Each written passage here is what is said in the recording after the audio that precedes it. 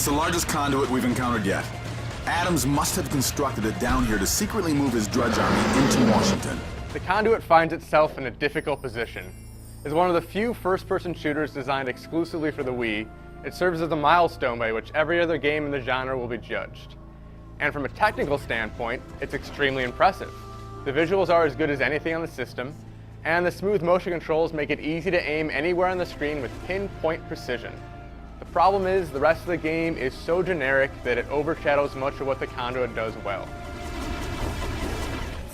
Every level has you walking down bland corridors, searching for hidden keys and destroying enemy egg sacs, and there aren't any impressive boss fights or intense set-piece battles to break up the monotony.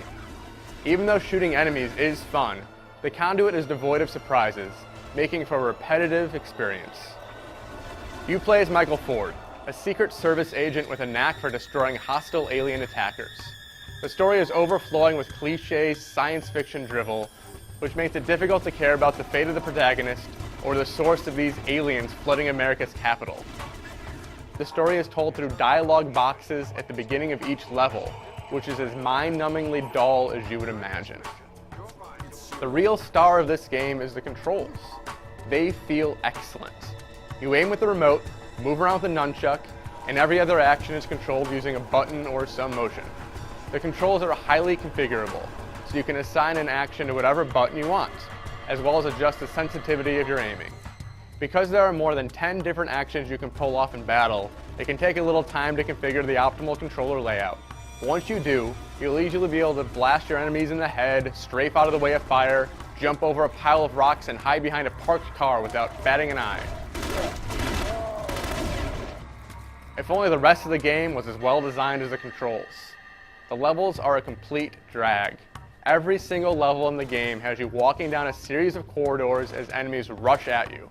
Some levels take place in abandoned buildings, others in dark sewers, and there are underground bunkers as well, but the only difference between these areas is slight graphical tweaks. This is a repetitive, strictly linear game that rarely manages to thrill or produce a memorable moment. Not only is the Conduit monotonous, but it's frustrating as well. In every level, you'll have to deal with a stream of regenerating enemies. Sometimes they come out of eggs, while other times they emerge from glowing orange portals. But the result is the same, a constant wave of alien attackers. You must hunt down these pods and blow them up to stem the flow of enemies, which is not very much fun at all. Levels are frequently designed to be as frustrating as possible. In one section, you must make your way up a road filled with destroyed cars. Snipers are positioned all around you, making it difficult to stay out of the line of fire. Enemies emerge from hidden nests at the end of the road, constantly forcing you to retreat lest you be swallowed up in their numbers. And finally, there are nearly invisible bombs that you must disarm before they blow you to pieces.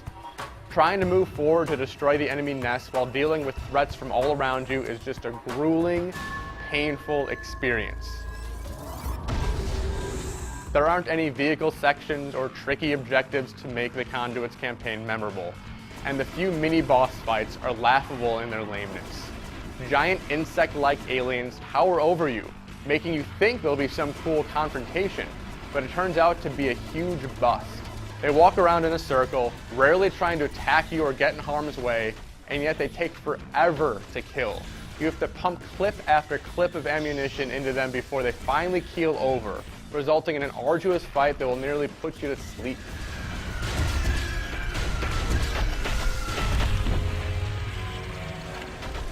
The multiplayer doesn't fare much better than the single-player campaign. It is technically impressive, letting 12 players compete online with voice chat, but it's as bland as the rest of the game. There are a number of standard modes, most variants on Deathmatch and Capture the Flag, but they aren't too exciting. The 7 maps blend together, comprise of the same dreary corridors from the single-player missions without any standout sections. It's pretty cool that you can level up, earning a fancy new medal to show off your experience in battle, but there aren't any other thrills.